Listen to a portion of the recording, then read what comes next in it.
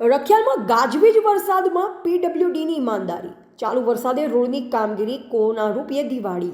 પ્રાપ્ત માહિતી અનુસાર ગાંધીનગર જિલ્લાના દહેગામ તાલુકાના રખિયાલથી દહેગામ રોડને ઘણા સમયથી રનવે બનાવવાની કોશિશ ચાલી રહી છે, પરંતુ કોન્ટ્રાક્ટરોના પાપી પેટનો સવાલ ઊભો થઈ જાય છે. આ રોડ વર્ષોથી બનાવી રહ્યા છે, પણ 3 મહિનામાં રોડ વરસાદના પાણીમાં તણાઈ ગયો.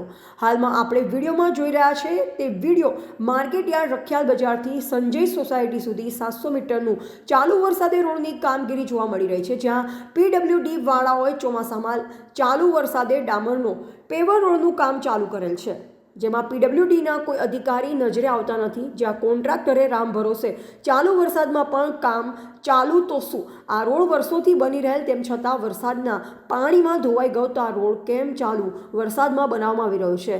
શું અધિકારીની આંખે પટ્ટી બાંધેલ છે કે પછી આમાં પણ ભ્રષ્ટાચાર છે, જે જનતાની સામે વિડીયોમાં જોઈ શકો છો. રિપોર્ટર દિનેશ ચંદ્ર શાહ, બોધિક ભારત, દહેગામ.